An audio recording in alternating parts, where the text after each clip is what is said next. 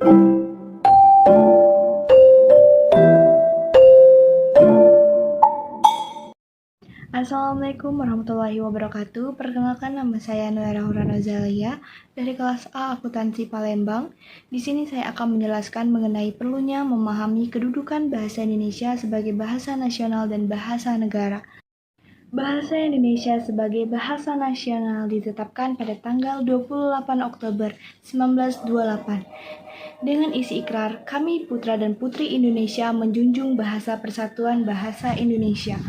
Alasannya karena sebagai simbol pemersatu bangsa, karena Indonesia terdiri dari ratusan suku dan bahasa daerah. Selain itu ada pembahasan lain yang menyatakan bahwa bahasa Indonesia menyatukan masyarakat dari berbagai suku dan budaya, memudahkan komunikasi antar warga negara dari berbagai daerah.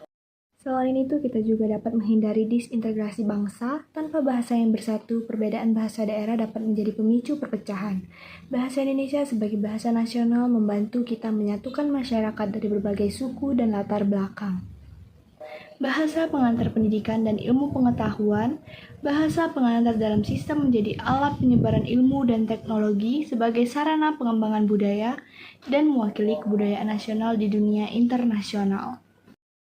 Bahasa Indonesia sebagai bahasa negara. Bahasa Indonesia secara resmi ditetapkan sebagai bahasa negara dalam pasal 36 UUD 1945 yang berbunyi bahasa negara ialah bahasa Indonesia. Alasannya karena identitas dan kedaulatan bangsa, karena bangsa Indonesia mencerminkan kepribadian dan jati diri Indonesia sebagai negara yang merdeka. Bahasa resmi pemerintahan dan hukum digunakan dalam dokumen resmi, administrasi negara, dan peraturan perundang-undangan. Dan selain itu, pengembangan ilmu pengetahuan dan teknologi, bahasa Indonesia menjadi sarana pendidikan dan komunikasi ilmiah dalam negeri. Kesimpulannya, bahasa Indonesia dipilih sebagai alat pemersatu bangsa.